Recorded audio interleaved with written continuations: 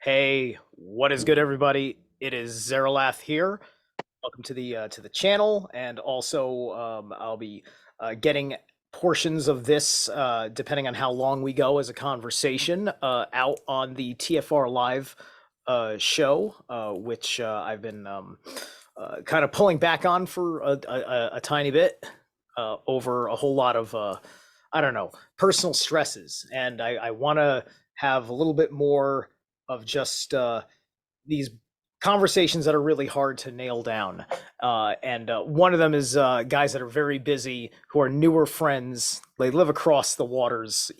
This is my man, the mighty Maximus North. And I've been following Maximus for a very long time, since I heard his original segment on Black Earth Productions. And then I went to the Falcon Coven channel, uh, subscribed, and watched all sorts of incredible stuff. And he's got a really amazing, like, uh, he knows a lot of the witchcraft for men in in a way that is right where we're going here. Because I've been itching to have conversations with various people now about the offensive at this point, to be quite frank.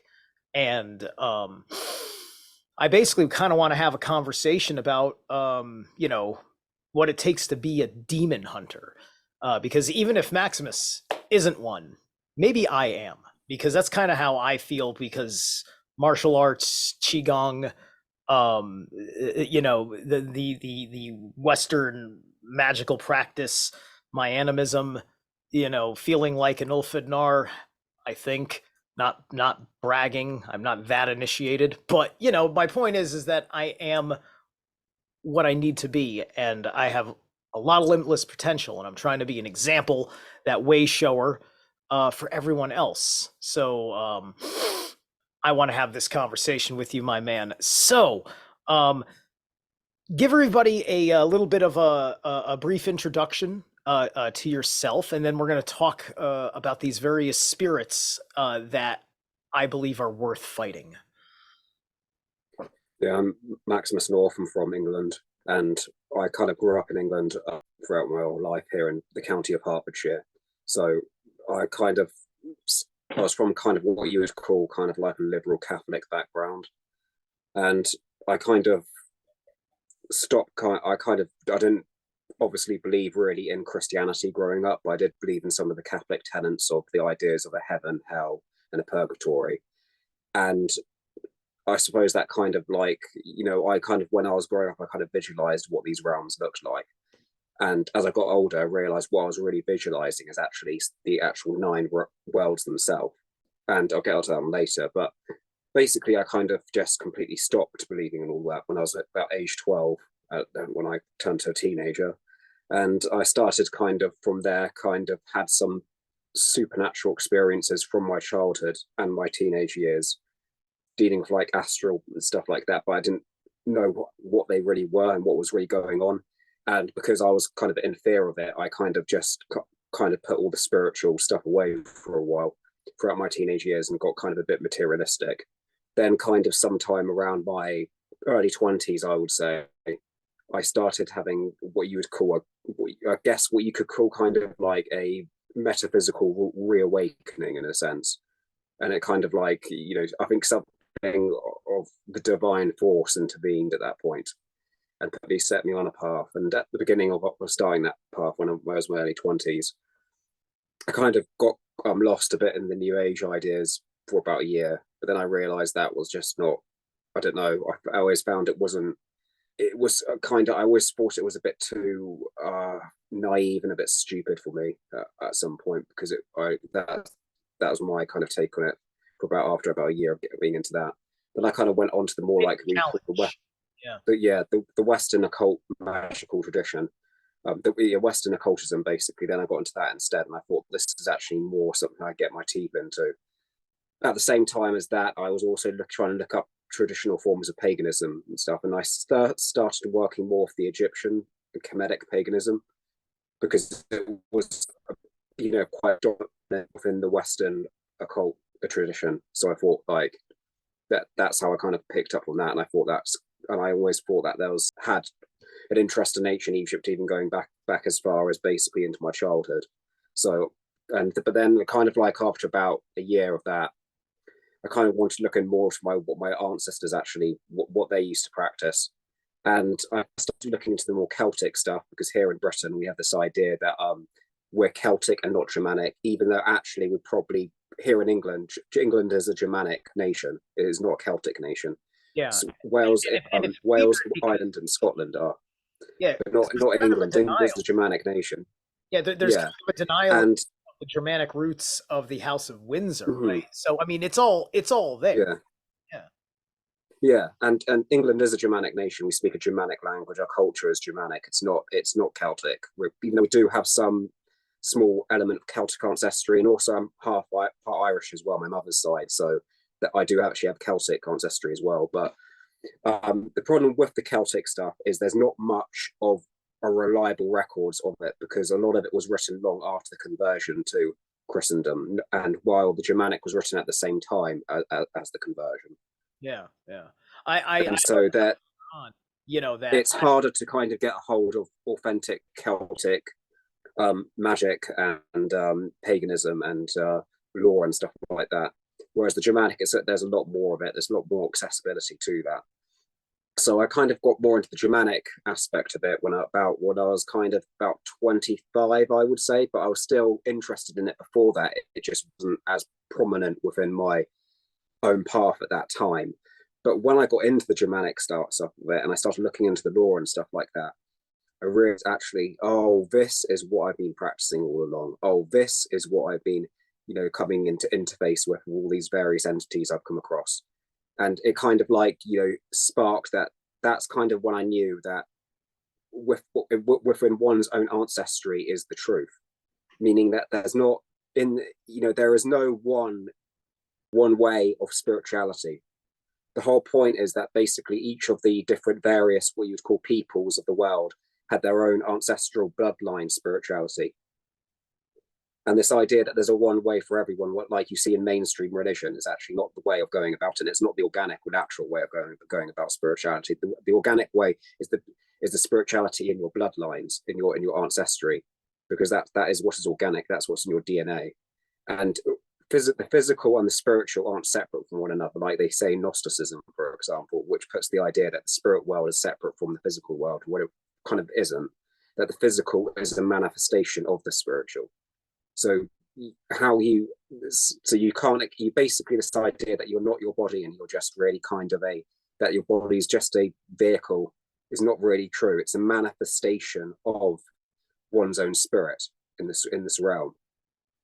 So that's kind of where I got that. And that's why I think basically it's important for everyone to kind of, they are wanting to engage with an authentic spirituality or an authentic practice, authentic forms of magic and shamanism, etc., is to get to attach to the one what's in your bloodline, in your blood, not one what kind of the one what's basically sold to you by basically mainstream religion or the New Age movement, which all designed to basically give you a bit of that kind of spiritual experience, but you're not getting basically what you can fully access within yourself. You're not activating your internal power, so to speak.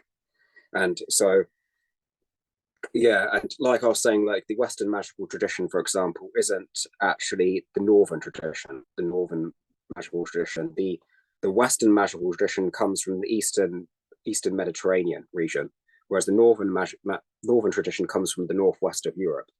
So, and there's also lots of other, like you have the Eastern traditions as well in China, Japan, India, and stuff. And then you have, I'm guessing there's like ones in Africa and in the Americas as well, and all over the world. But but that's the thing. We get confused that basically when people get into the more occult aspects of spirituality, they always go to here, particularly in the Western world, we go to the Western magical tradition, and that's not really the tradition of what what is. It's not the Northern tradition. It's not the tradition of the Northwestern European peoples, if you get what I mean.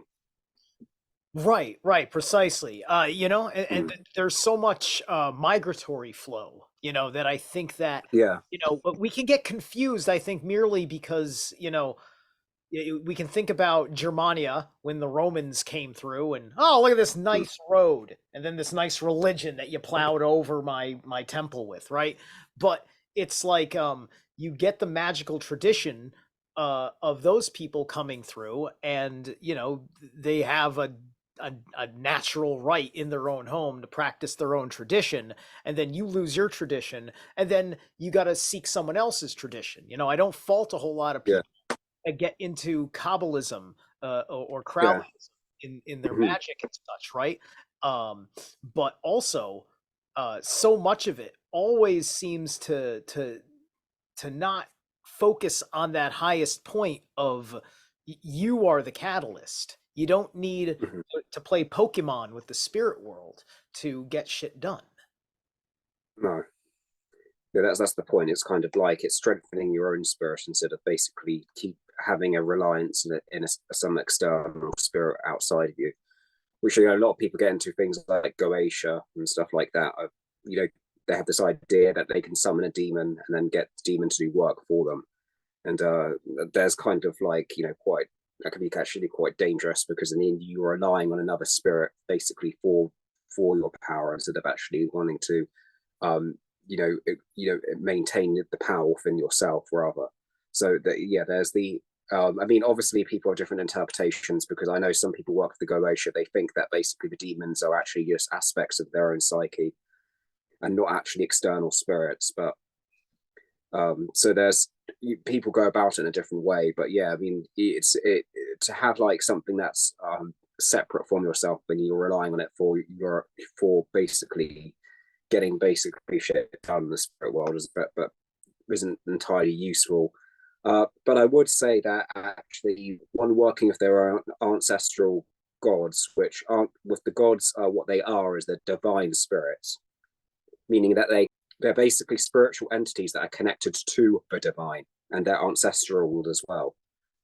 And you can work with gods and goddesses from other other foreign pantheons and stuff if you build like a good relations with them and good relations with the peoples that they represent as well. It's more important, I think, for people to get back into their own ancestral gods, whatever they are, and kind of make because that is their unique way of basically connecting to the divine. There is basically what you would call higher force or the ultimate divine, but that ultimate divine doesn't have a personality. It's just basically all encompassing, and it doesn't. Yeah. You can't engage with it in the same way you can. A god and a goddess actually has a personality. They are being of consciousness, what can, and they can't always be with you all the time because they have millions of other followers. Well, not for I wouldn't say for millions of other people, but venerating them as well. And they can't give attention to everyone at once. They have to give one at a time. And that's why when you commune with them, you can only commune with them in that instant, and not basically they're not going to hold your hand, go around with you throughout your whole entire life. So yeah, I recently reread the Voluspa on the channel, the Chris Holm translation from 1917, and I think that second to last line in the Voluspa is probably the only reference in all of the Eddas to this supremer being. There's this one line it's glazed over because it's kind of spoken. It's referred almost in pronouns, but it's referring to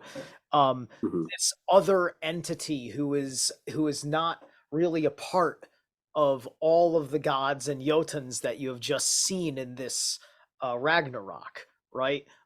It's some, and because some people have thought that maybe Heimdall is secretly the super high god, but Heimdall would also be a part of this Ragnarok, and he has his fate. So it's not Heimdall. It's literally the one great being, like Heilung invokes the beginning of life.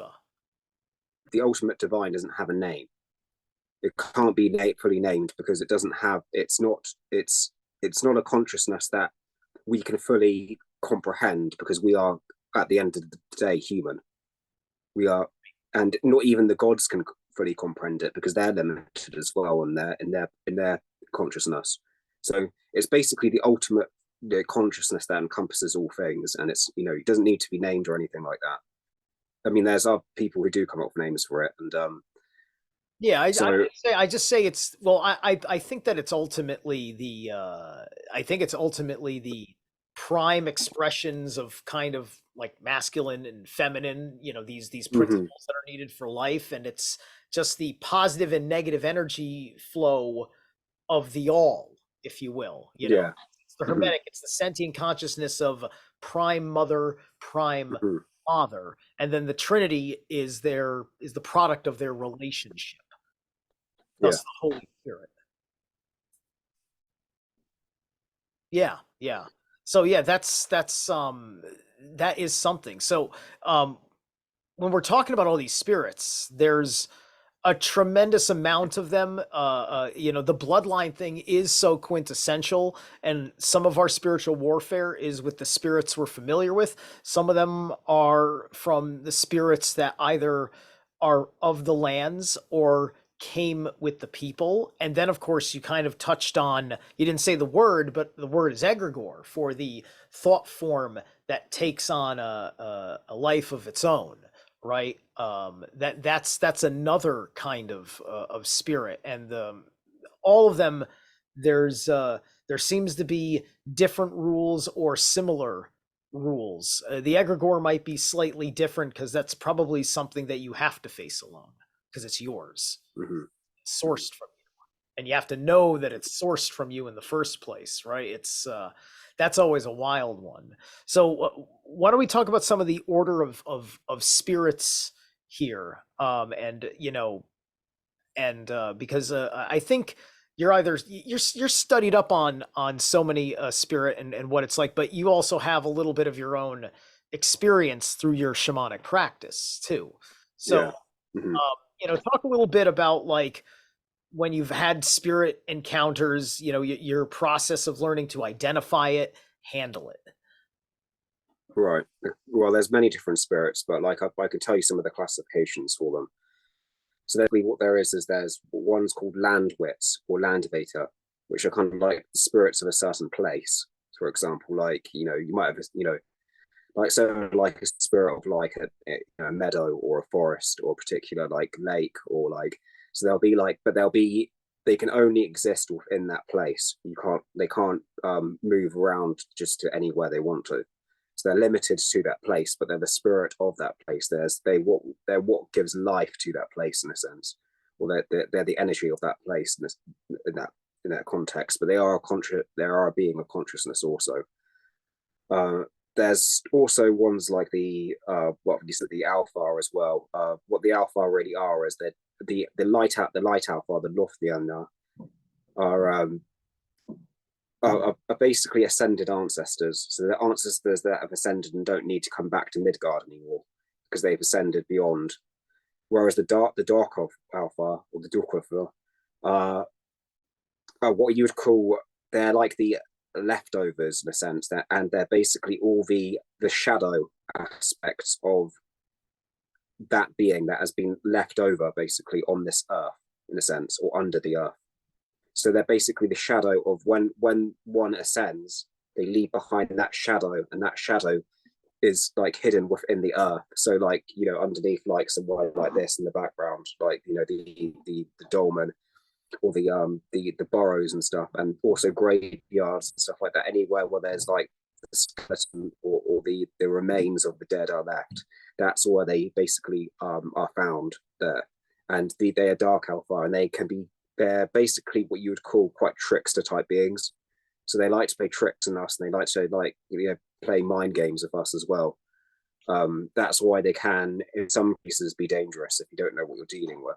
And Uh, they're not. they're I not wouldn't. I wouldn't. I so wouldn't categorize them as as evil or anything like that.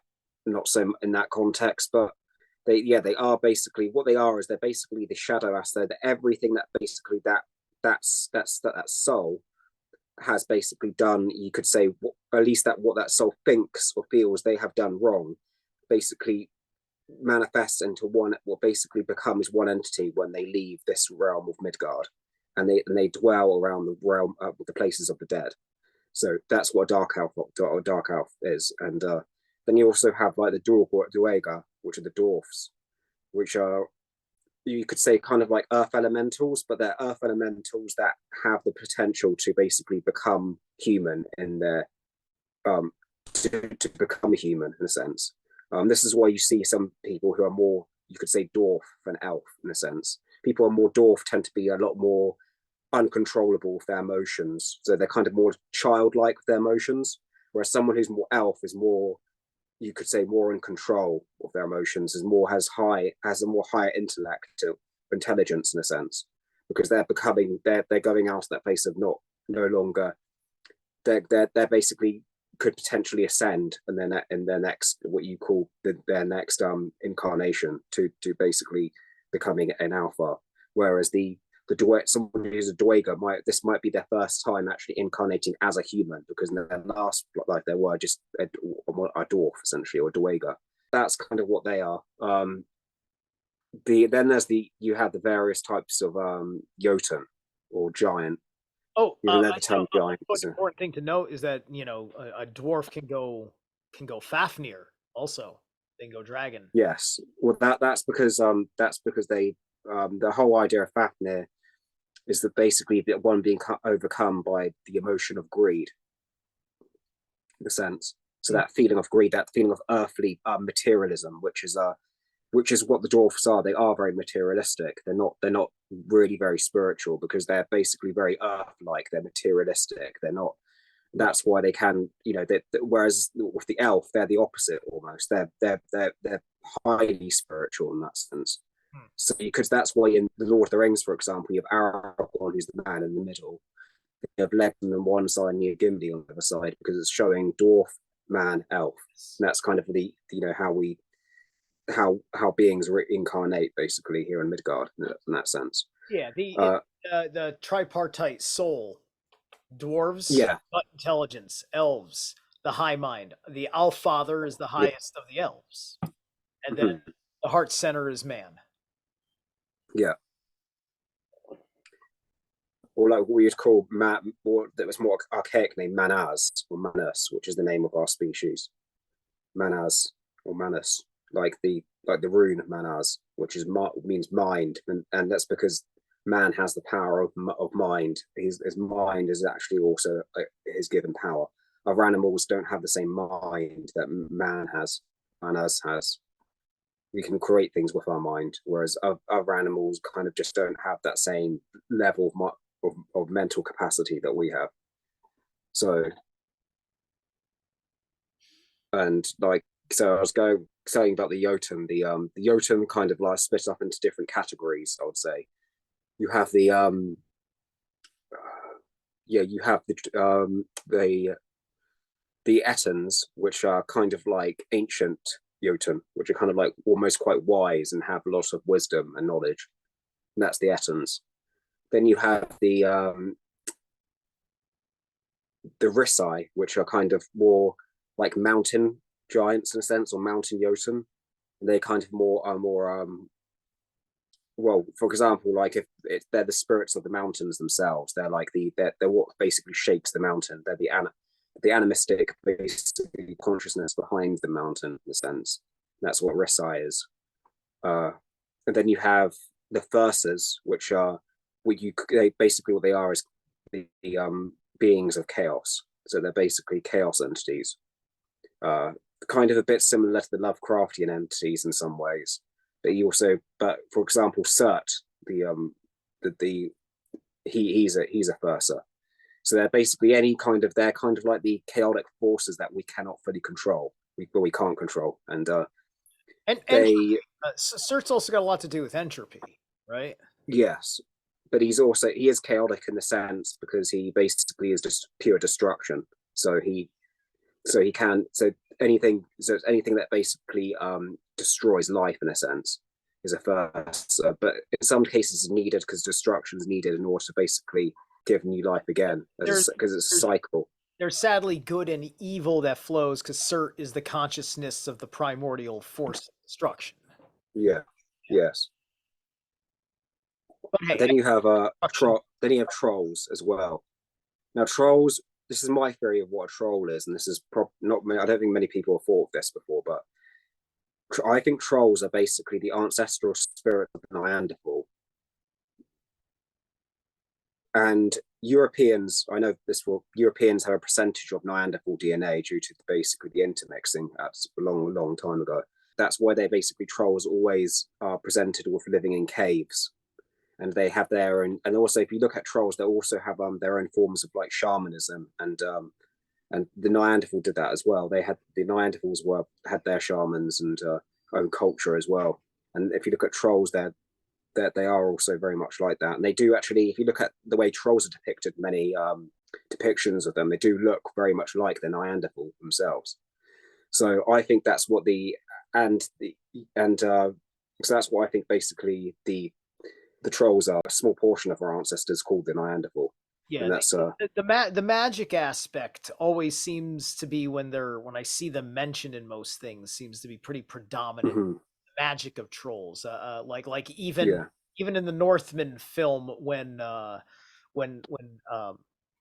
Amleth does one of his killings, and then Fjolnir is just like, this is trollish sorcery, right? And literally, Yeah. when you think about it in terms of the modern day, yeah, Amleth is literally trolling him like someone trolls somebody online. Mm-hmm. A violent form of harassment, making mockery of things. Mm-hmm. Yeah, so the trolls exist within us. For example, we have troll blood within us because of the like I said, because of the Neanderthal. The Neanderthal they weren't the same. They weren't what you'd call they looked humanoid and everything, but they weren't the same species as man, even though they looked humanoid. And so they were basically, they would have had a mind more similar to what you'd call an animal in that sense. So yeah, they did have their own. Yeah, they did. Yeah, they did. Yeah, and so that's what I'd say trolls are. And so you have also forgotten the name. Well, I do remember the name, but it's not the Duergar. It's they're basically the living dead, like kind of like zombies. Draugr, right? Draugr. Yeah, Draugr. That's it. Yeah. The Draugr, they're basically what you'd call zombies in a sense. But the Draugr, you could say that basically a Draugr could be anyone who's basically. I always think that a Draugr might be someone who's actually completely spiritually dead inside, but they're still walking in a sense. Mm-hmm. Well, like the whole NPC meme. The satanic mainstream Satanism, the unconscious masses, the uninitiated in their world are called dead, right? That's their fodder towards their black magic, right? So unfortunately, even though they may just think that they're being almost secular, they're actually being much more of a threat in their ignorance than we think. And I think a lot of the entities that this demon hunting is going to be about is what they've allowed to stir out of their just disdain for humanity, for whatever horrible reason that they've completely given up. I mean, I've given humanity the toughest amount of love and have certainly said cut some fat here and there, but by and large, I still love humanity.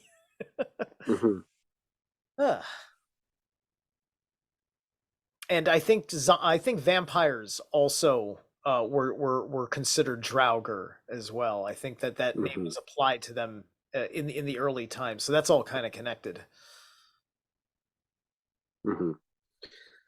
Yes, so some people have done necromancy. That's it. So necromancy, where they have actually been able to resurrect the dead in a sense. I mean, it's very difficult and it's extremely dangerous to go ahead and do it, but that does happen. I think the Draugr was basically a form of necromancy in a sense. So that's my view on that. If you go outside of basically our own people's lore and into like other people's, although like you find the jinn in Arabian folklore, I think they're very similar to what you'd call the elves or the alpha or the fae or the she in basically the Irish folklore. They're, from what I've read about them, they do have certain differences, obviously, but they are very much some kind of similar thing. You have like different spirits of like other like from the laws and traditions of other peoples and on the other continents as well. For example, I think many of the cryptids in things what are labeled as cryptids are basically our land wits or land vator, for example. Like the Sasquatch, for example, I think that's a land vator. The Loch Ness monster, I think, is actually a water like vator. I don't think it's a plesiosaur at all. I think it's spirit land, Right, a land could be a spirit. damn good chance it's a kelp. What? A Could water. yeah. I mean, kelpie is a type of water spirit. Yes, so it could be that. But I think it's more kind of like just the spirit of the actual loch in general. Hmm. So it's the spirit of the loch in a sense. Do you think Whereas that I think yeah, Crowley opened a portal for that thing to come in and out? Uh, I think he had something to basically bring it forth a lot more into some form of visibility or into our own consciousness to get people to be more yeah. to basically get it to basically what do you call it to make it basically come into the forefront of our own Yeah. consciousness, even though because I think it was always there. He It's just basically brought it forth. see, it's fascinating because the sightings for Loch Ness monster continue, but Mm-hmm. like, but every so often it turns around and an investigator was frauding. Like there's been also a lot of debunking. Like so, there's so I definitely think it has to be a paranormal thing because for it to all continue, like Yeah, like it is somebody definitely just obsessed it with having tourists come through for no reason. It's doesn't make sense. it is definitely a type of spirit. It's not a plesiosaur or anything like that. So probably that is kind of ridiculous. I think to suggest it was a plesiosaur, but yeah, it's definitely a spirit. Yes, Yeah, yeah, uh, and the same with the Sasquatch as well. I don't think that's quite like a um a biological um you know like thing we haven't discovered yet. I think it is a spirit, definitely forests of and the wilderness of North America. Uh, it's a land spirit, I think, and that's because I think the reason why you have more cryptids appearing in North America is because there's been less basically what you could call the land's been less what do you call it? There's still a lot of wilderness out there where people haven't really fully explored, I would say. Whereas on this island here in Britain, pretty much everywhere's been explored.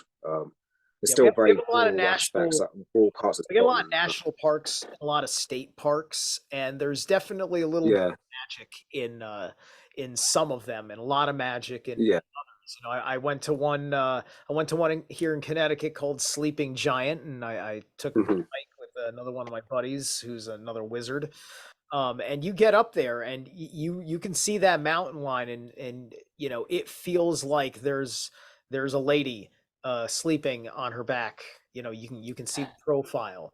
Um, yeah, and so that's going to be the Rasai of that thing when mm-hmm, Breakneck Ridge off the Hudson River is a rock scramble that I've been doing for myself, and I've made it mm-hmm, my Thor ritual because when yeah, I approached that mountain, I saw it from the mountainside from the road. It looked like the eye of a great serpent, and I said, "This is my Jormungand." mm-hmm, Right? So climbing that mountain in the ice for the first time was, a personal ritual of transformation for me mm-hmm, to physically do it. Right? mm-hmm, yeah. Well, yeah. I mean, like the you can see this like this burrow behind me. That was a picture I took when I went uh to oh what's it? I forgot the name now. It's it's I've forgotten the name of where it was now where I actually saw this. It's in my head somewhere. But it's basically what it is. It's basically the same county that Stonehenge is in, uh, and it's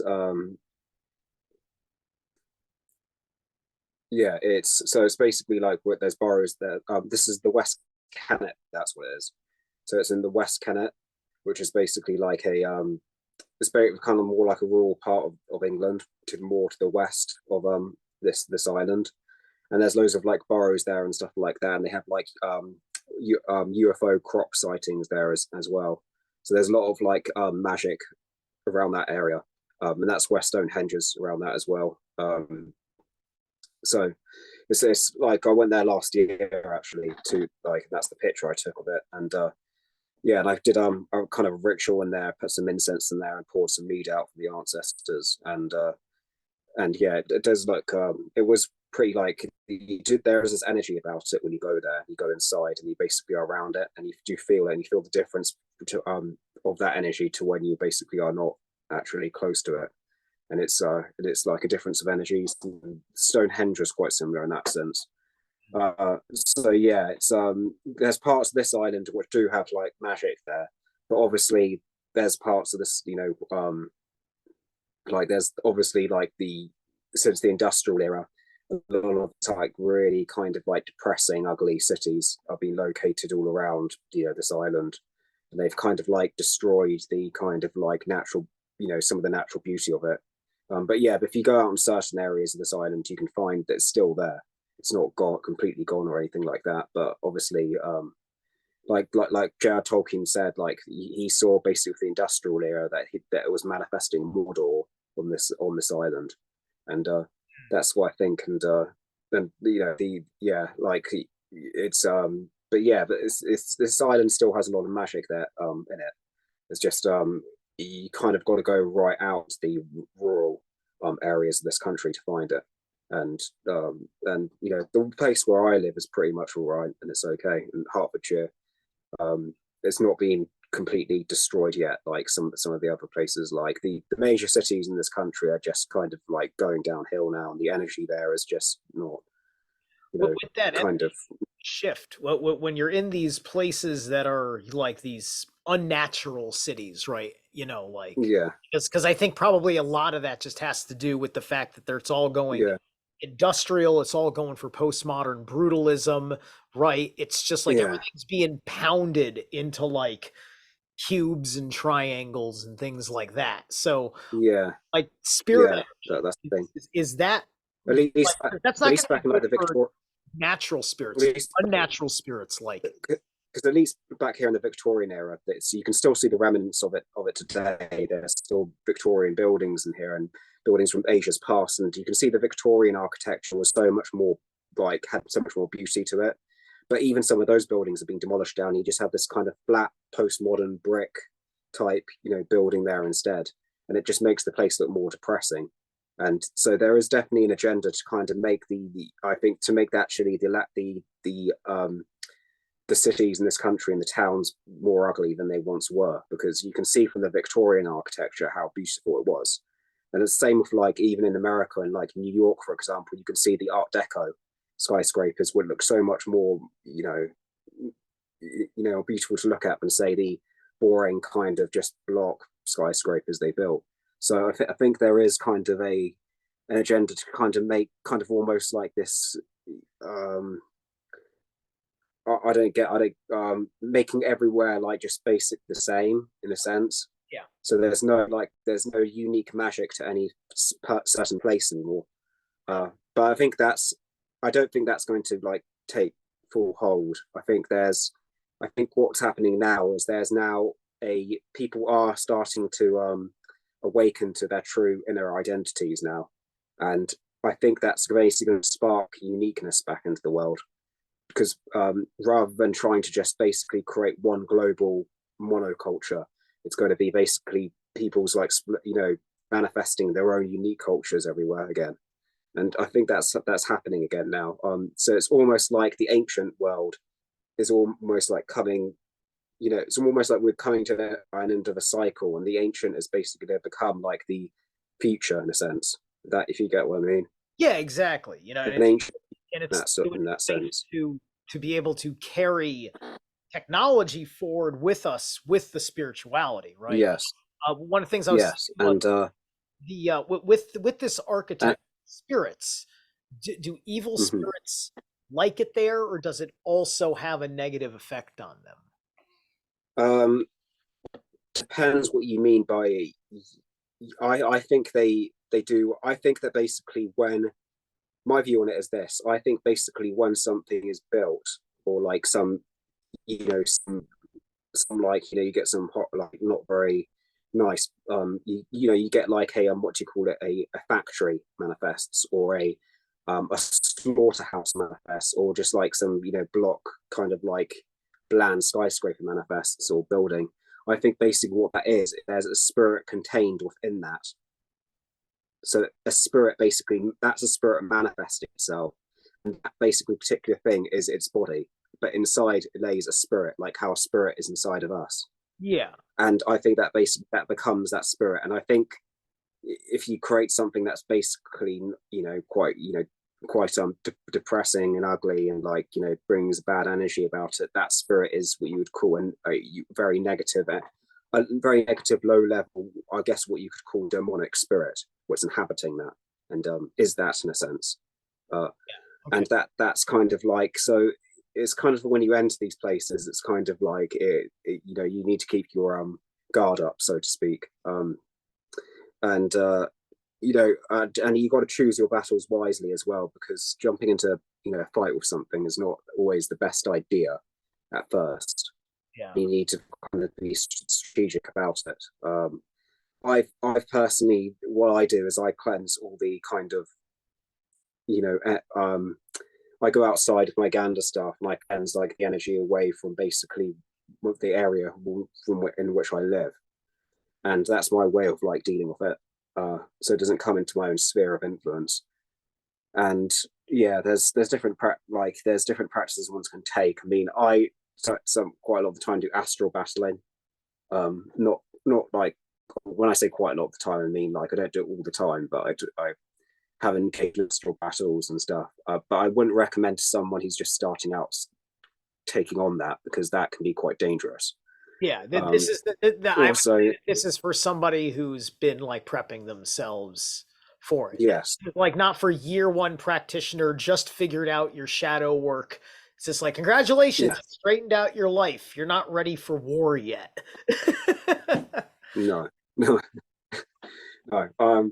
Yeah, so that's and but there can be like obviously every time when sometimes I go into an astral battle, the way they actually will get me to basically stop battling is to basically present me with sexual desires, for example. So they'll come in the form of like a beautiful woman, for example, to kind of seduce me out of fighting and kind of get engaged with that instead. And that's probably been one of my weaknesses actually in astral battles. It hasn't actually been the fighting whatsoever. It's been the actual it's the seduction, which is actually more far, particularly for us men, because us men are more hyper sex focused more than women are. For example, women don't think as much about sex than us men do, and don't desire it as much as us men do. That's why when a man has sex with a woman, the woman expects basically there's some sort of exchange there. So that's why women want men to. I'm not saying this um, to disrespect women. I'm saying this is just how it is. A woman wants basically a man to spend stuff on her, or spend more time with her, or spend more money on her, or whatever, because she's given her that basically him sex essentially. So it's a trade-off in a sense. It's a trade, an exchange, like Gebo, for example, the rune, the X rune, and that's kind of like so us men, when seduction comes to us, it can be, it is our weakness in our sense, because that's why the hero, for example, the most deadly of his enemies is always a female enemy. It's not the male enemy, because the male enemy he can fully understand. He can basically fight him in a battle, where he can't do that with the female enemy. So the female enemy has power over the male protagonist, because she has the power of seduction and beauty, which other men, or the men who are his enemies, don't. So Yeah, that's kind of like, Yes. I've tried, you know, like a lot of what I've been talking about lately on my channel has been trying to like Hmm. get this point across about Dragon Mother, Hmm. about the infernal feminine, and that there is a patriarchy, there is also a Yes. Yeah. matriarchy, There is. right? And it's hard to Yes. understand because, you know, like an evil enough woman knows, like, you, if you are like a mama's boy, she Mm. can exploit that, because how dare you put Hmm. your hands on me, right? This is all Yeah. part and parcel. You know, like, you know, almost no situation in most of history has there been a civilization where a man could actually do that. And even what we think it was like in Hollywood was largely an exaggeration. Yeah. Yes, like yeah, it's you know like the fundamentals is that man and woman are essentially very different from one another, and they have a different way of going about things. And yes, there is a patriarchy, obviously, but there is also a matriarchy, which doesn't get talked enough about. I don't think the patriarchy I think gets talked about is because a man's nature is very much out there. It's very much in the open. Everything that a man does is more in the open. It's straightforward. It's out there.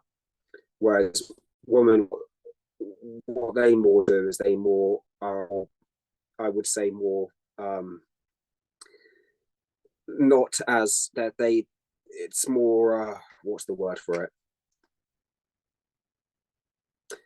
it? More. I guess you could say hidden in a sense. They're more. It's more hidden. It's always. It's never. It's never like on the forefront. It's It, never on the. it's the On veil. the. It's never It's puts it. it's the veil of Isis, Yeah. the High Priestess card. Yes. Yeah. Yes, it is that. It's very much more hidden. That's why for example, if you look at like basically I can remember when I was at school, for example, now, you know, everyone has the experience of bullying, whether they've been bullied, whether they go along with bullying or one of the bullies, doesn't matter. But the point is that the way men or the way boys bully other boys is very different to how girls bully other girls. And I'll go give you an example. The way, you know, the way a boy bullies like, an you know, is more, it's straightforward. It's basically name calling. It's, you know, punching someone in the face. It's being rough. It's being aggressive. It's being, you know, it's very out there. It's very, you know, it's not. Whereas when the girls bully, Marshall and it's very um yes, it's very what do you call it, bitchy, and going behind each other's backs, pretending to be their friend, and then basically getting everyone else to hate that person. It's actually more what you'd call it's far more I would say Patty, nasty in whatever. that sense. Yes, but also far more nasty. It's more cold and calculated, I would say, rather than the way guys basically would do it. But that's, I mean, that is more in a general way. I mean, it depends also whether the guy is also feminine or masculine or not. I mean, there's plenty of guys who are more feminine who would more behave in that sort of the way the female behaves, and then there's a And woman, a culture masculine who promoting behave in the way men behave, and so it does depend on basically the energy of an individual's personality as well. It's not just if they're a man or woman, so forth. Uh, yeah, uh, absolutely. A little bit back, I may have thrown you off course. You had spoken about yeah, Jin, and I wanted to make sure that I didn't misdirect you as we're just going through all the different spirits that you're knowledgeable about, because I do want to. And you started talking about a few things I wanted to touch on about your Gonder staff, right? Because I want to get yeah, into I want to get into a few more of the particulars, because yeah, like what was like, I didn't have to ask the question because we just started talking about it, is about the things where they dwell, and we kind of touched on like what attracts them, right? Because if it's a land spirit, nothing attracts them. They're anchored to the land, but mhm, it's often the spirits that for some reason they could be following you, which they could be attached to a personal item, so on and so forth, right? So, so where were you heading off just with the gin, or were you on track and talking about everything you wanted to say? Yeah, I could talk more about the gin if you want. So the gin, what you call like it's basically the equivalent of what you call the alpha, or the Germanic alpha, or the Celtic, I guess Fey or she, but with the Arabic world. So they're basically the Arabic's interpretation of that, and they do, exist around basically places where there is the dead and stuff like that. And yeah, then they see them in obviously the Islamic view of jinn is very different from the pagan Arabic view of jinn. The pagan Arabic view of jinn was aware that they were actually on some level their ancestors, whereas the Islamic view of jinn is more like kind of like similar to how Christians would view demons. They're kind of like seen as almost like a separate race, almost, but existing in the whole world. Uh, and so so in Islam they kind of more fear the jinn, where in the Arabic pagan world they more kind of, they don't fear the jinn. They might fear some of them, but they're less. They're more. They have a better understanding of it. I think a more organic understanding of it. And the thing is with Islam, it's an Abrahamic religion. The Abrahamic religions basically rely on fear in order for people to believe in them. Uh, that's the only reason anyone believes in any Abrahamic religion, is out of fear, nothing else.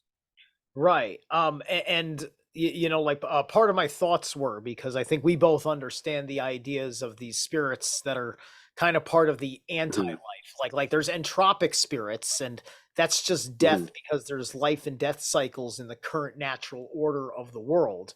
But then Yes. we've got everything happening with transhumanism, with the distortions in magical practices from things like Kabbalistic traditions, which are Abrahamic.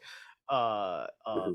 At least they're Abrahamic attached, although I suspect that the Abrahamics have just simply lost, and they had a proper ancient Mesopotamian like mystery practice that was not what all this stuff is that is happening with dark sorcery, No. It's, and even stuff that's yes. not It's that's not dark sorcery, but it's the system. There's a big problem with the system, right? Good people, bad system. yeah. Yes. Yeah, it's not to say that everyone who's a follower of the Abrahamic religions is a bad person. Obviously, that's ridiculous to say that. But it's saying Right. that basically their whole paradigm, the Abrahamic paradigm, it doesn't matter which Abrahamic religion, it's basically only sustained via fear. Because why would you do half of the things that basically what it says in the normal rules that they're given in their religion, other than basically through fear? Why would you basically submissively pray every single, like 5 times a day to a god if it wasn't for fear? I mean, it's nothing wrong with praying to a god, by the way. I think I've done it before, but I don't do it in the way where I'm shaking in fear. If I don't do it, that basically I'm going to be punished by the gods. I do it basically out of a love for my ancestral gods, if that makes sense. Whereas they do it it's purely out of fear. It's not out of like Right. really out of genuine love. Yeah, and that's the like it's so I mean anyone who's been in any of those religions would know that basically they're just basically it's there to feed off fear. And there's and it's not to say the thing with the Abrahamic religions is what they are is they're kind of actually plagiarisms from more ancient traditions kind of incorporated into a monotheistic system. Yeah. And so it's not that there isn't some truth into any of them. It's the fact that how it's all been, plagiarized and kind of like fractured at the same time, because there's lots of elements missing to it as well, and put together into this kind of what you would call a system purely to control people out of fear. Yeah. And if I can understand if someone wanted to be a totalitarian ruler, then yes, an Abrahamic religion would be a perfect thing to have within their own system of control, because it is getting people to obey the law under fear. This is why, for example, fascist regimes in the 20th century used basically Christendom quite heavily because it basically has that element of control. Even though those fascist leaders didn't believe in any of, didn't believe in Christianity at all. Most of them were atheists. And then you have, communism in not the earlier part of communism, but when communism realized that basically state atheism no longer worked, what they did is they basically brought the Orthodox Church in, the Orthodox Christian Church, and then basically incorporated it into their system because they used it as this could be a very good utilitarian method for control. So yeah, I mean, totalitarian, secular totalitarian regimes work well with Abrahamism. Yes. This is when the Soviet Union. Yeah, Soviet Union. Yes. Yeah. Okay. Yes. So okay. So that kind of thing pops in, right? Right. Okay. That's You're looking at the evolution. I mean, like I'd say that's kind of a step in the right direction. People seem like they have a better quality of life. So yeah. Yes. Yeah. So yeah, I mean, do you want to ask any more questions about? Yes. No, I was just making sure I wasn't cutting off your point there. Okay. So all right, that's excellent. So so when you started being somebody that's just putting on the strength to handle these things, you talked about your example with the staff, right? So what other things have you done in your practice that have given you the power to meet the hostiles of all these different spirits that we talked about on the level?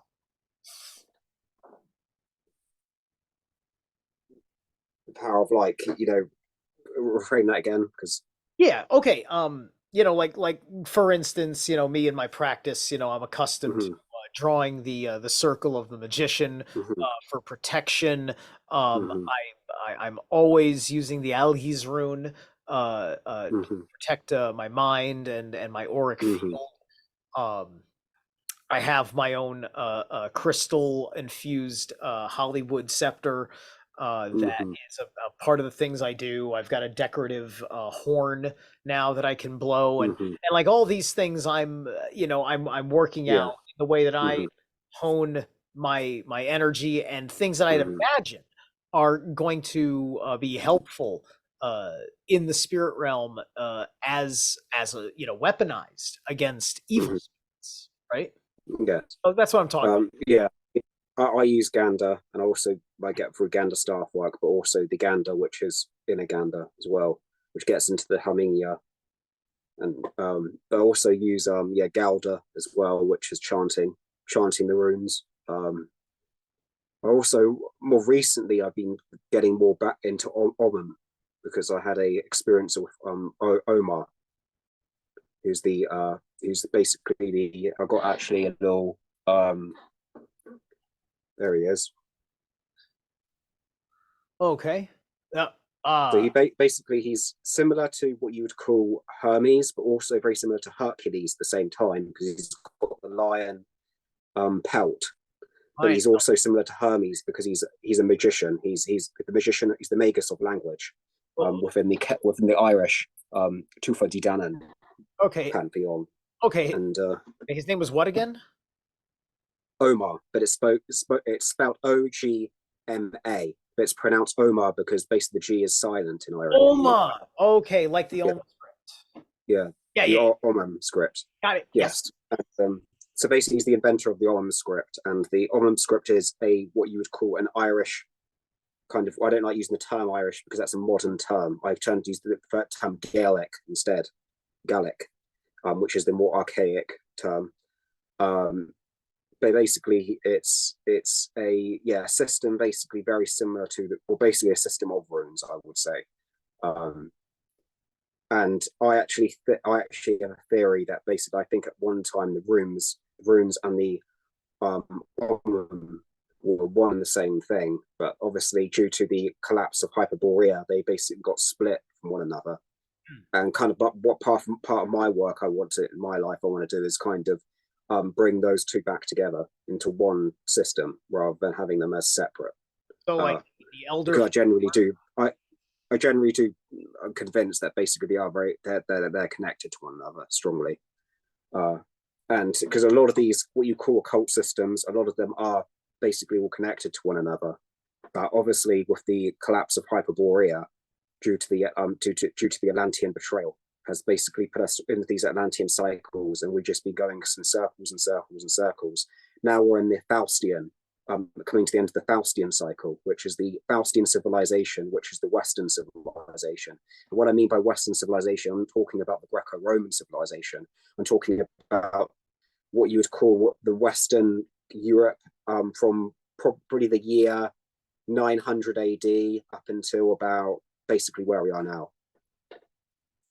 So probably from about the late Viking Age up until where we are now is the Faustian cycle of Faustian Atlantean cycle. Before that, there was the Greco-Roman classical, what I call the Apollonian cycle.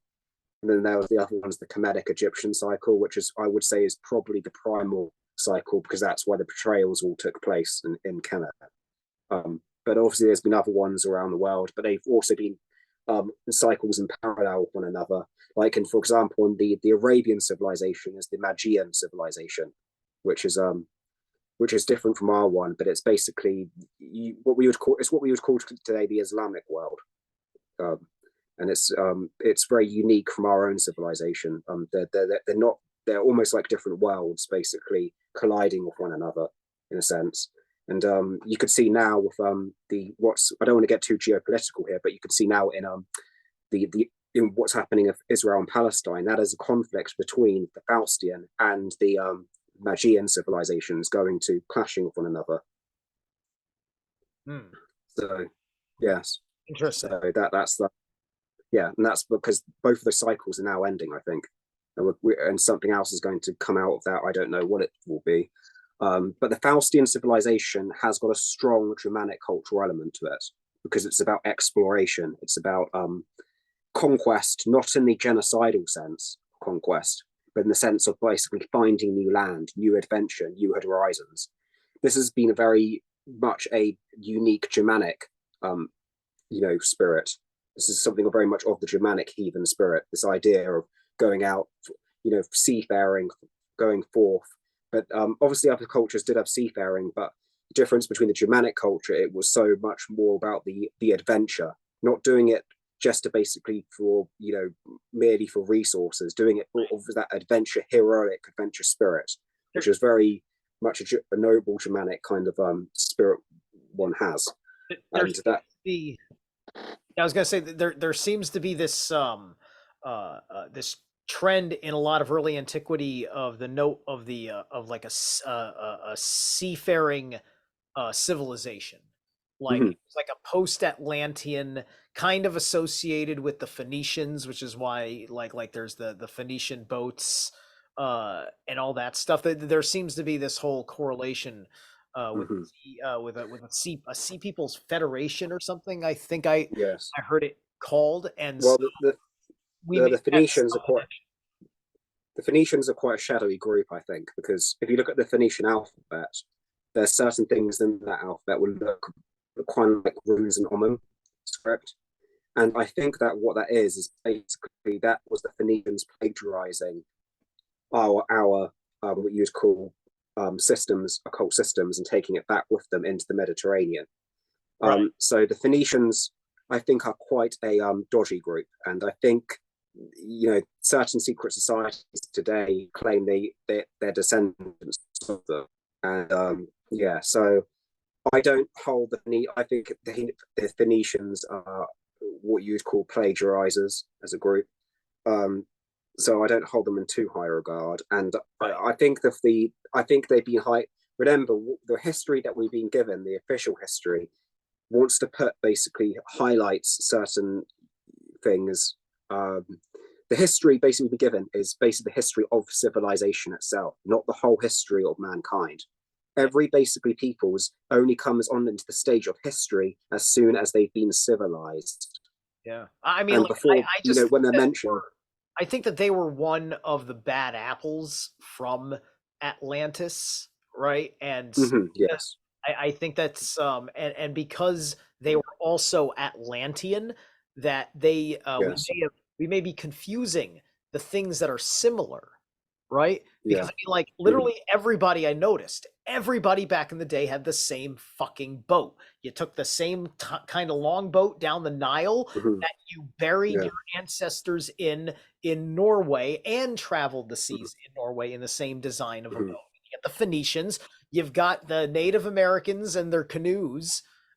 It's Yes. straight up. It's I mean, for one thing, it's Even probably design. even actually in Africa, they've been using boats since 10,000 BC. Apparently, Yeah, I yeah. didn't, I didn't actually know that until I kind of looked into it. And yeah, so even in Africa, there's actually interesting theories coming out that basically um, people there was Africans in the Americas before the actual slave trade. Yeah, yeah, yeah, yeah. Exactly. And I didn't know anything about that, but apparently there is. And well, I mean, like you're a fool if you look if you can't see the face on the Olmec statue heads and not see yes. a person from Africa. I think you're a fool, Hmm. right? You know, Yeah, I mean they do. may Yeah, have they been a do. mixed blood, but it's all there.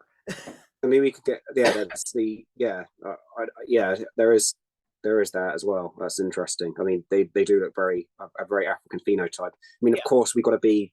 I mean, Africa is a very diverse continent, and for example, I don't really see Africans as one same which called race. In the same way, I don't see all Europeans as one race. I see, for example, the Swahili, the Kenyan, the tall Swahili peoples are obviously not the same race as the Pygmies tribes of Africa. They're completely different. I mean, there's probably more difference between them than there is between us and a Japanese person, for example. Um, so this idea that basically there's only like four main races, one white, one red, one yellow, one black, and then one brown or something is just I don't that's not the way I see basically the different peoples of the world. I think it's a lot more there's a lot more than that, and it's a lot more diverse than basically the modern terms we've been given about I think I mean I there's a trait that gets inherited from those regions, like because like white men of the north, like because this goes back to like the Hopi, right? So mhm, it's in defense yes, of the Hopi legends in this respect, yes, right? This is in Avatar, the Nickelodeon series. It's the Fire Tribe. mhm, White people are the Fire yeah, Tribe with all of our industry, and like mhm, there's no mhm, line, yeah, right? There's no line, right? And I yeah, think it's just because we took the North after Cataclysm when the seasons came. Here, you yeah, guys get to prep for the winter and master fire. You are the fire, yes, and it's many, many races, but our yes, relationship to this land changed us mhm, as we needed to change our melanin. yes, yeah, yes, I can understand what you're saying. Um, yeah, for example, I don't view, for example, Mediterraneans as being the same. Of my that I don't view them as the same as me, for example, in that sense that their culture. If you come here to Europe, their culture of the Mediterranean is very different to how it is in the north, in the northwest of Europe, and even in the east of Europe, their culture is very different to how. And that everything, their language, their culture, and obviously they're all Indo-Europeans, and there is some oral connection there. But yeah, I mean I don't really I still see that there's a uniqueness, I guess, there between all of them, Yeah. and I kind of like it to be more like that rather than broad generalizations of like just which I don't think which might be useful as just for as a way of describing Well, someone, but not there are very there's so many details just within that just gets into the weeds. yes, You also, like I don't conflate like a Scottish person with a Slavic person, no, yeah. Yeah, it's like it's even for me, like with myself, like for example, my father's side of the family is Anglo-Saxon, what you call that. So basically, what is modernly termed English, but really the archaic term is Englisc or Anglo-Saxon. And then on my mother's side, I'm basically Irish or Gaelic. So, but even within that, I do feel like in my own ancestral bloodlines, even within that even is sometimes a struggle for me identifying as just one of them because I can't because it's so both are so much both basically are unique in their own way, but also, and there's also been a lot of wars between those groups as well throughout the history of these islands. So it's within that ancestral blood, even if you're of two, you could call mixed ethnicities, there's going to be also some form of conflict in your blood, which is going to basically, you have to heal through. And this is I know, for example, in America, for example, you guys are just completely mixed all the way through. I mean, Oh yeah. I don't think there's any. Yeah, I don't think there's anyone who's just like one of anything really. That's becoming more apparent here in Britain now, due to in the last since my lifetime, due to migrations here and due to basically the islands mixing with one another. Like so many people I know who are English will also be either Scottish or either Irish or either even French or either Scandinavian, German, etc. So they're not. It's and most people aren't aware of their own ancestry, so they don't have to go through basically getting all those ancestral memory downloads within them. But when they do, like what I did with me, it just basically, it stirs up conflict within yourself, and to resolve that conflict within yourself, basically, it is able to basically not want conflict with any other other peoples. So in a sense, it gets rid of in a sense, basically, what you're doing is healing.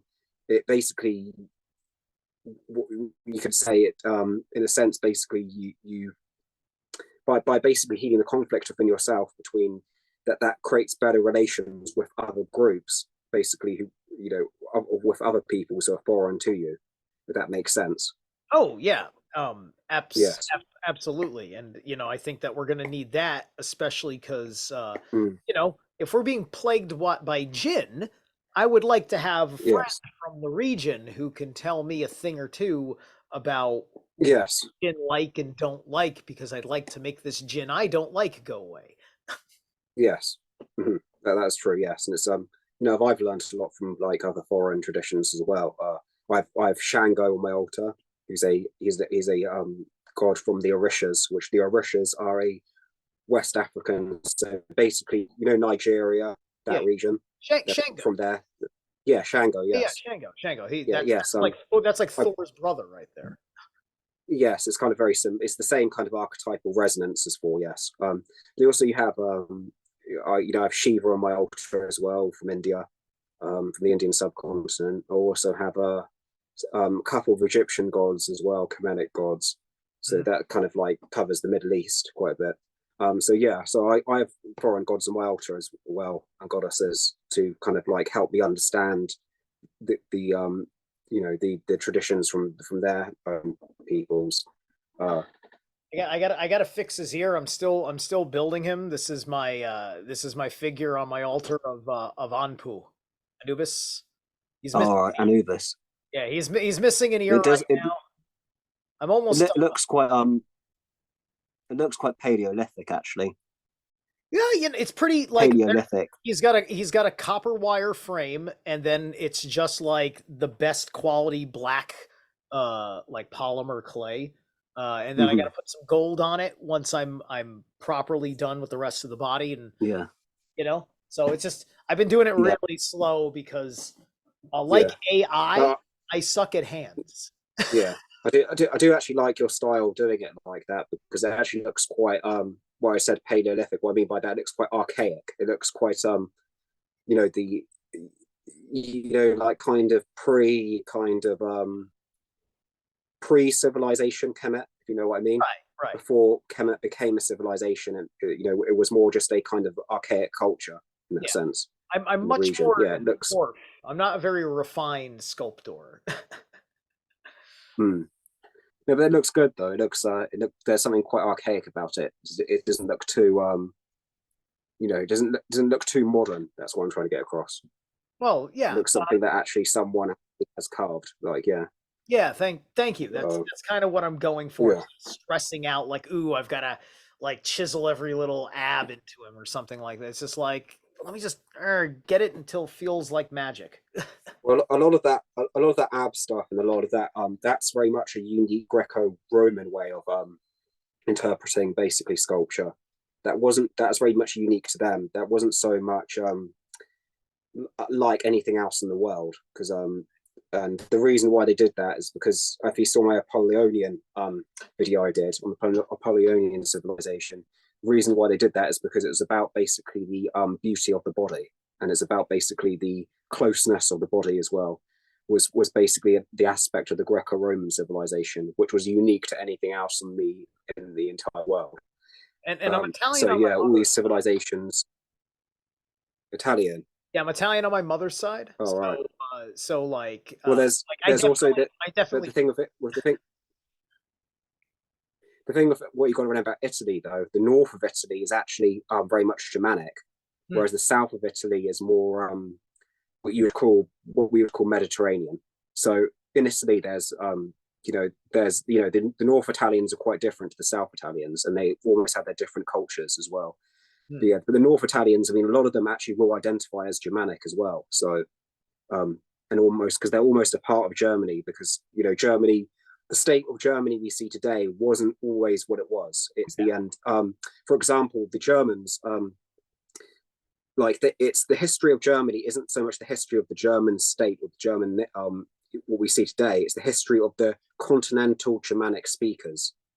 So anyone who's on the continent, not from Scandinavia or from the British Isles, but on the continent, the European continent, who speaks German or some form of Germanic language, is essentially German. That's why Dutch people, for example, will identify as Germans. That's why Austrian and Swiss people also identify with the Germans. Think why Adolf Hitler, for example, why he identified as German.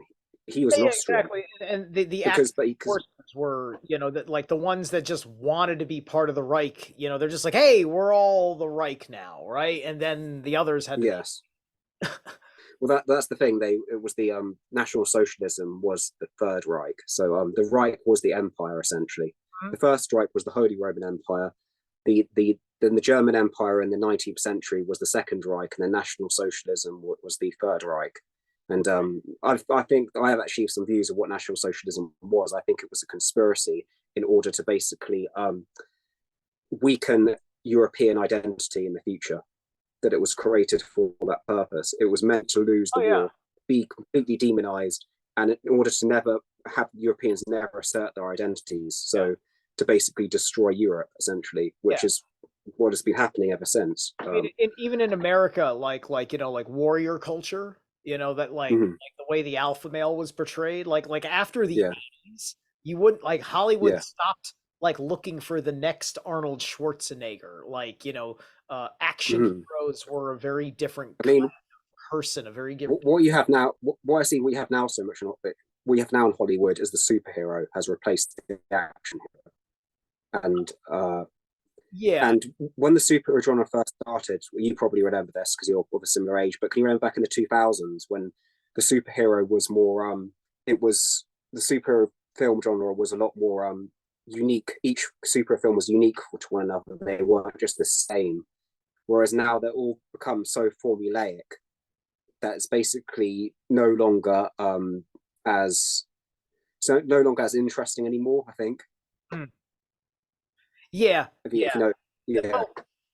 was a certain, like, the formulaic was great for the grand scope of the story they were telling, because that formula was Disney trying to have the cohesive continuity of the entire universe, making sure that all the films were nicely connected. It was great. The fans loved it.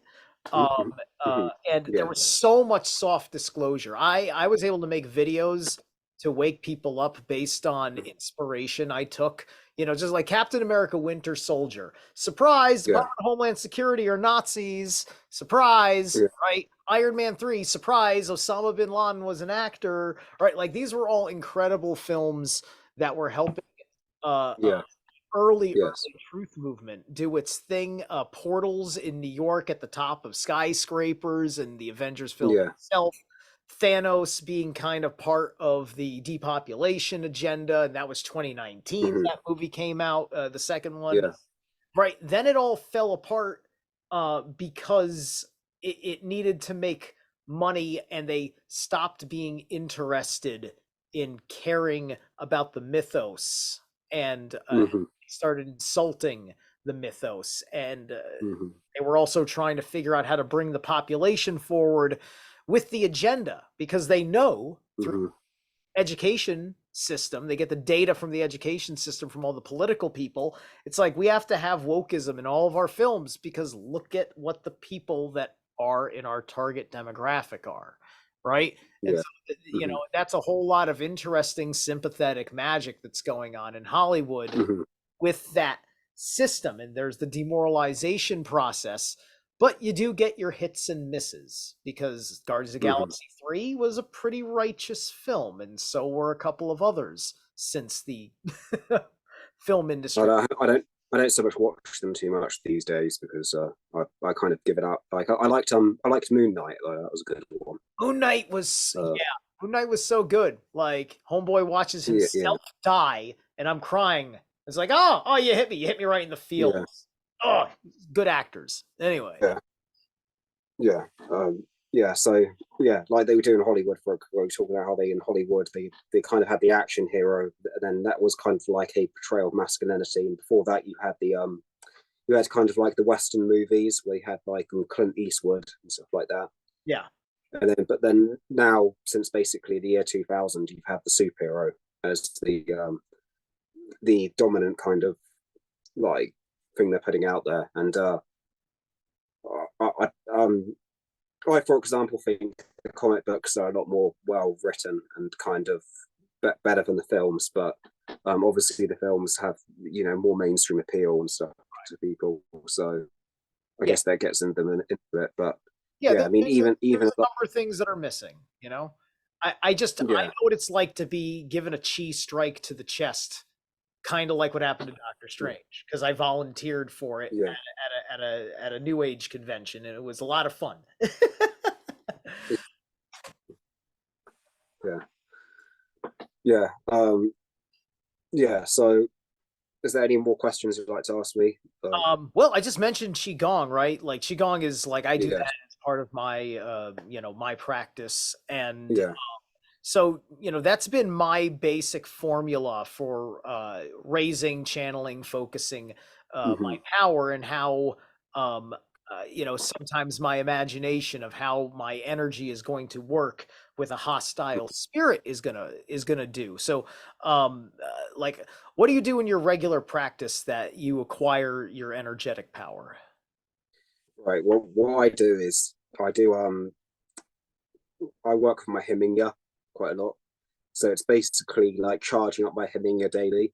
And how I do it is basically I lie down and go into a certain position, and then basically you just bring all that kind of like, and it kind of feels like what you'd call electric shocks go up your arms almost, and kind of like that's basically activating the DNA within yourself.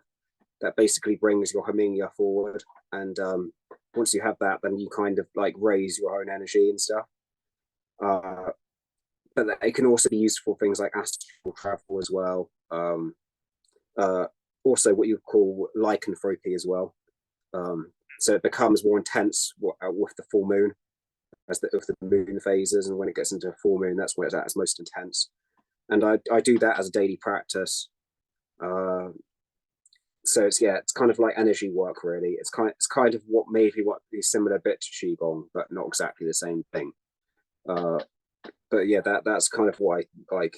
So basically, my Ganda practices, because that is part of the Ganda practices, because that's the Ganda energy from within. It's not the energy within, isn't within the staff object. It's you put that energy within the staff object, and you kind of wield it around and to focus it.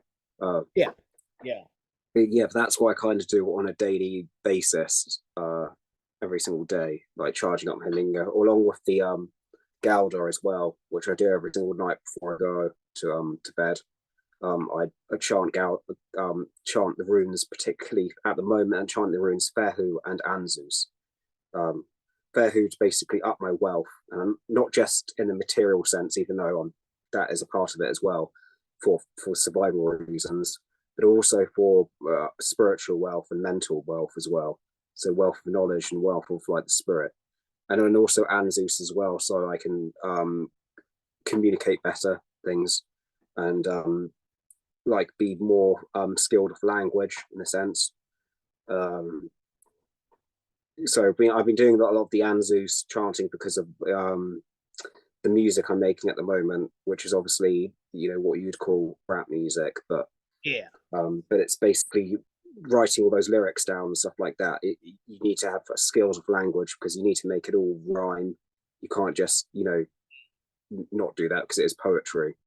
So that can take skills of language. I try to incorporate even certain words, old English or old English words in there to kind of get away from using modern English too much.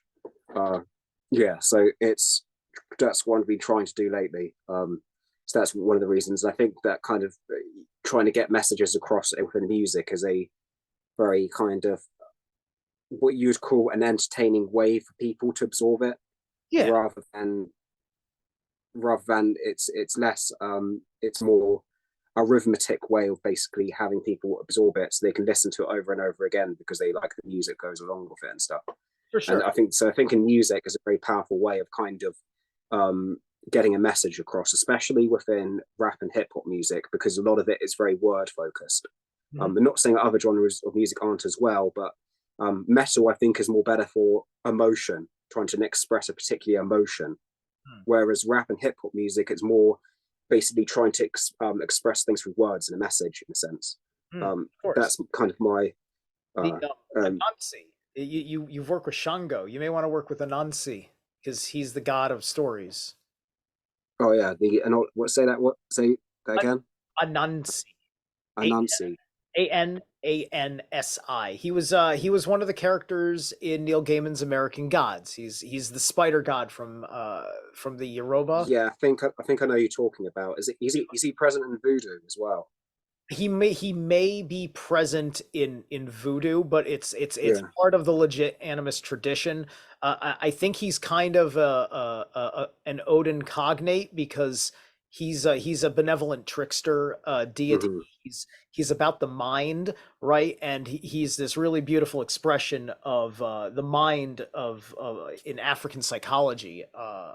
He's cool, and Yeah. he's like he's like in Neil Gaiman's American Gods, it's just like there's a certain point where like he does his thing. He says, "Let me tell you a story," right? And he gets his Mm-hmm. point across through like a very matter of fact kind of like he tells a quick story about the whole darn thing, oral tradition stuff, right? And so I Yeah. think that I think if anything is Anansi's gift from Black culture to the world, it is hip hop.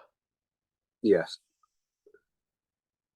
Yeah, Yeah. yeah. I So mean, the hip hop music has the thing is with hip hop music, it's there's been a huge the corporations once they got a hold of it, they because what hip hop really was, it was like the blues for its time. It was a way for African Americans and I think even actually Puerto Ricans living in the ghettos of New York to kind of make them feel happy through struggle and hard times.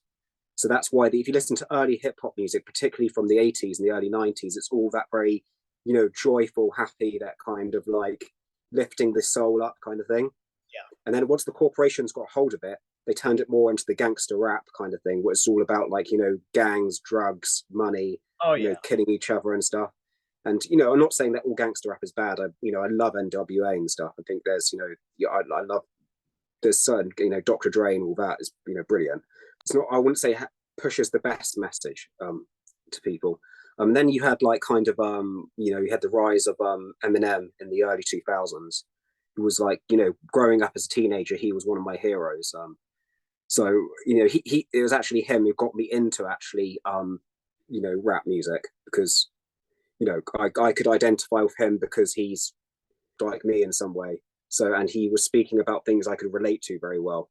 And so, yeah, it was actually him who got me into rap music. And I think basically what he did is basically he largely brought hip hop to basically made it accessible within the white mainstream, if that makes sense. Yeah, we're talking about Eminem, you said, right? Yes, Eminem, Yeah, yeah, yeah, Slim yeah. Shady, yeah. Right, yeah, Uh, because like a lot of people didn't understand where a white person's place in in being a rapper is. What is a white? How does Yes. a white person talk about? How do they talk about things in rap? Yeah, because you can't be a white rapper and rapping about what NWA or Public Enemy raps about, because it's very about being from a black man within the ghetto. It doesn't work that well. Whereas Eminem was rapping about being a white guy in a trailer park, and for America, that's kind of like the if you're a white guy in the trailer park, that's like that's kind of like the what you'd call poverty, I guess, in America. Yeah, right. So like that's kind of like his. So he had like his own unique way of kind of having kind of like a template for what a white rapper is.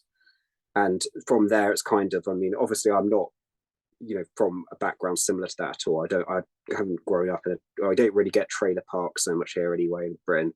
I've grown up in in the county of Hertfordshire, which is considered quite a posh county to grow up in, and so I'm from a completely different background in that sense. But that's the reason why I kind of I kind of, that's why when I rap, I don't put on an accent. I don't pretend I'm from somewhere else. I just speak how I speak, and because I want to create an honest image of who I am and what I'm about. Yeah, And I think that's kind of the way to do it. If you're doing a cover, if you're doing a cover, like that's when that's appropriate. It's just like yes, flow. Can you like can you close your eyes and all of a sudden what Biggie's here, right? Like imagine you could just rap and like people can't tell whether you're Biggie Smalls or not and you're a white guy, right? Like that's like, and also level, right? also around that time in the early 2000s, late 90s, you also had a lot of rap metal music, like from new metal, Limp Bizkit, you had Slipknot, Korn. So you had this collision almost between metal, punk, and rap all coming together. Yeah. And I think that time is when actually there was a lot of unity within America between both white and black. Yeah. There wasn't this division you have now. And I think that basically that's kind of what needs to come back in a sense, that kind of more that unity. It does. Like, because it was in that new metal vein, it was just like the hip hop wasn't hard and deep enough, right? And the metal wasn't as extreme and passionate enough. It was sitting right in the pocket for what MTV was trying to shove down everybody's throats, whether it was good or bad. Yeah, because really kind of like rock music was kind of on its way out in kind of like the late 90s, I reckon, after grunge. And here in the UK, you had hip hop and R&B was dominating their airwaves at that point. Yeah, and in the UK, you had the 90s, you had Britpop. You probably ever heard of it before, but it's kind of like an alternative rock music, but that kind of died out after the 90s. And so basically, in the 2000s, what they had left was just to take, I guess, hip hop to basically make that the dominant music form, and it has become that. And I don't know, I see a lot of metal music still around, but the thing with metal is it's kind of just, it's underground, but there's still a lot of it there. Right. I mean, it's underground, but a top billed act can still pack quite a large playhouse. Right? It's just like metal is in very good shape because metal it has a culture. If hip hop bottoms out tomorrow, it's still going to be the culture because there's still going to be guys on the street that are going to be rapping in a bar that wants to have your hip hop show, right? Same thing with metal. And as long as, because like you can produce a high quality album like in your room now, right? It's just like hip hop artists can do everything in their little apartment. Show McGoganar was two guys. I think was you don't singing. need The other guy was doing like everything else. you don't need to learn an instrument to do hip hop music. You can just get a computer software, download some samples, put it together, and then basically rap over it. With metal, and you can do it on your own as well. You don't have to have a band. Whereas with metal, you kind of have to have a band with you. Each one has to know how to play an instrument. It's more harder to just put together, and then you need space to basically rehearse it and all that kind of stuff. And so I think that's probably why it's more difficult to put together metal music than it is for like hip hop music. And you also have like things like electronic music as well, which a lot of people make as well these days, because it's, you know, you just need computer software to do that. Yeah, indeed. So, I want to ask you one more question. Galder invocation, right? Because we're Yeah. talking about singing and lyrical content, Yes.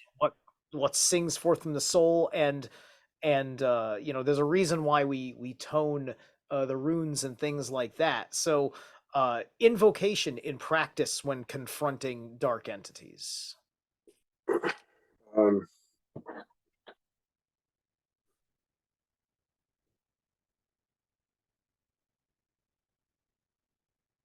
I would say one of the things is to maybe to chant the rune Sewello, be a good one. Hmm. Like when I go outside and I go on top of on top of what something looks like a barrow to do my Gauda chanting, I always chant Sewello, and it kind of like what Sewello really means. It means victory. So it means basically victory over challenges which come your way. So I think chanting Sewello and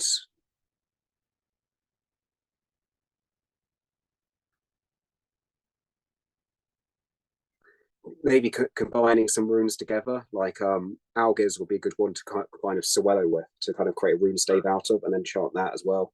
Yeah, And I've never so, thought of Swallow as victory. For me, it was always like the soul or like the inner, like the.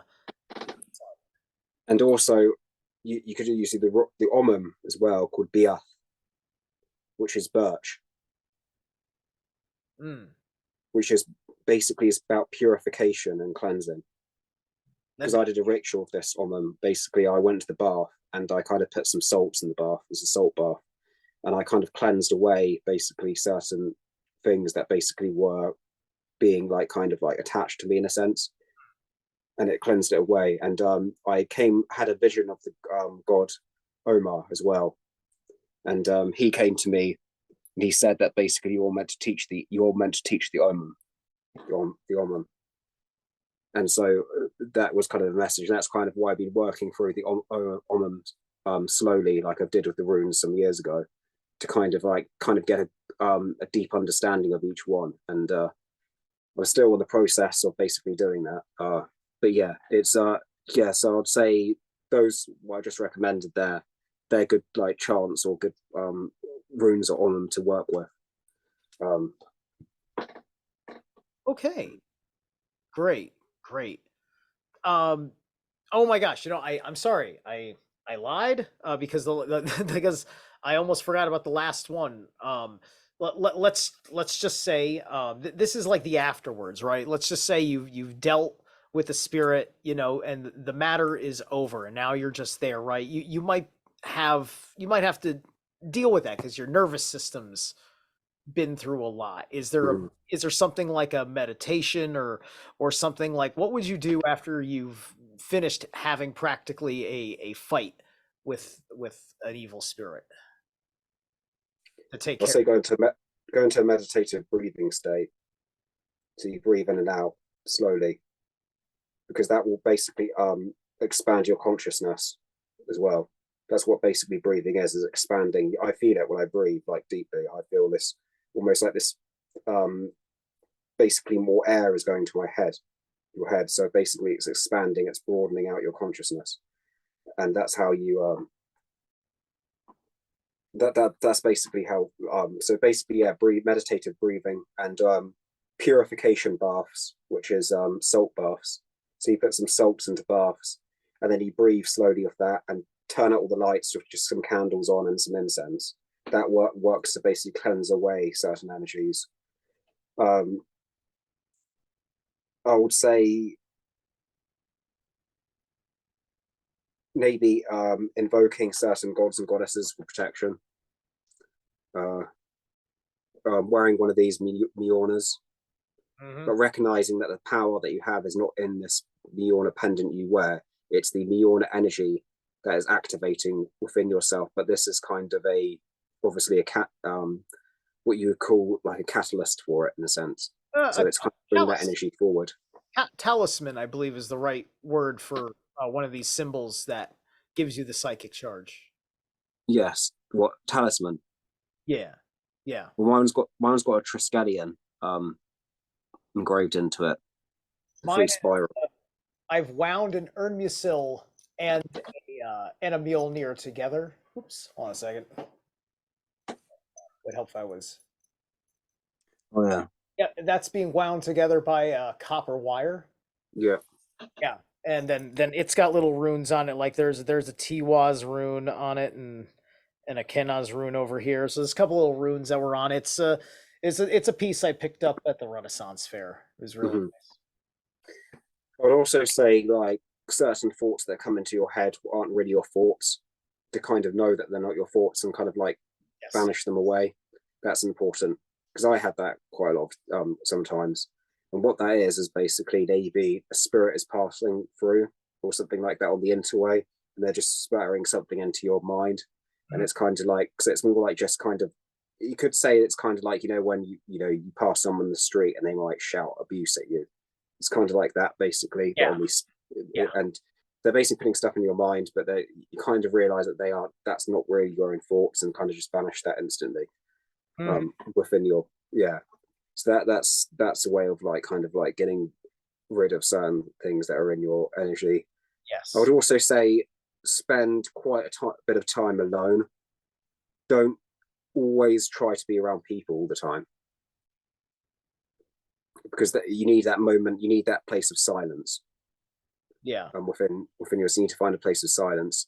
Yeah, I mean, I've known, I know people who are constantly in the lives of other people, and some of these people are probably some of the most mentally unhealthy people that I know, because they're never spending that time alone with themselves, and that's how, like, so it's not good.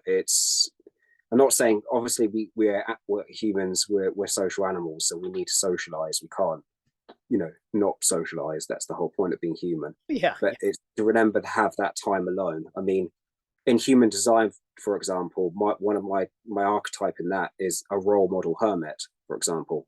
So for me, it's my nature to be quite hermit-like, but also there's the role model aspect as well. But in human design, the role model aspect is not so much, is more something I become when I'm older, rather than when I'm younger. So apparently, it's something like when you reach age 50, you become the role model, and that's another thing to do with my human design templating. I won't get too much into it now. Do you know what human design is? Yeah, I have my human design chart. If I knew you were going to mention it, I would have pulled it up so I could give a comparative reference. Yeah.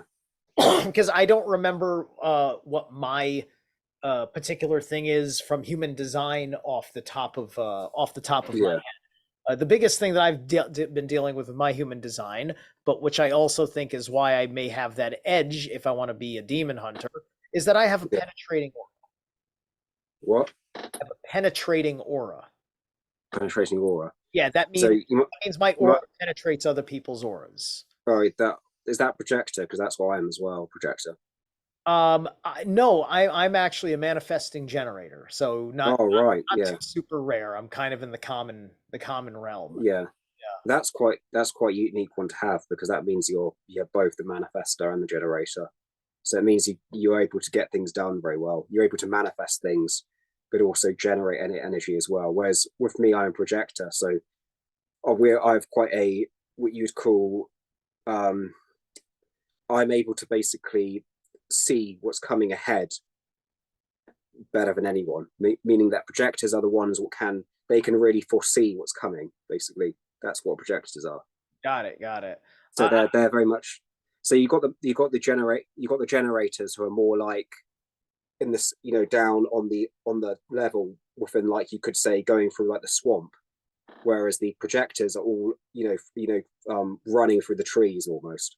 In that sense, it's that's kind of what projectors are. So my understanding is the manifesting generator is basically the kind of generator that can be like a manifester, but he needs the help of a proper manifester Right. That's something that I understood, and I had to sit with that for a long time because I had a lot of toxic traits within myself that Yeah.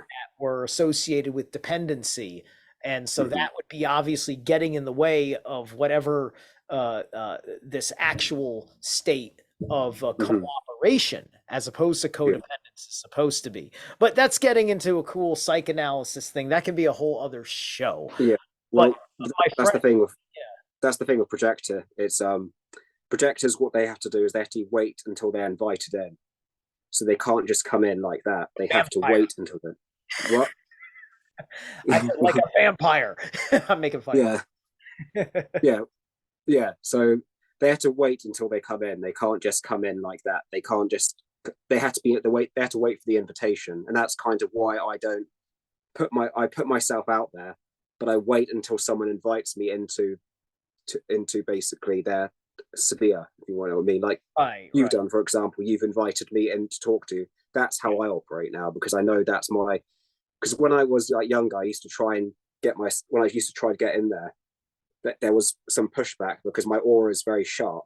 It's like right. the projectors, like it's like a hawk basically coming in. You can't just have that, those sharp talons unless you're invited into that. Yeah, So yeah, that, yeah.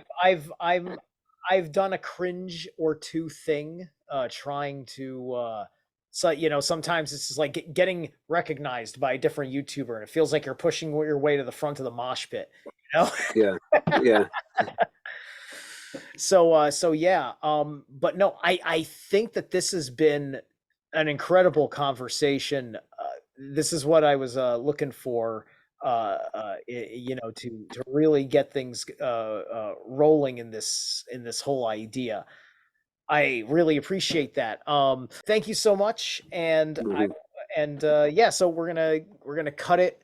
I'm gonna cut the recording right here. Thanks so much, guys. This is Maximus North.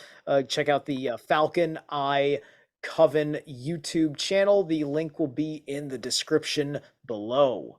Peace.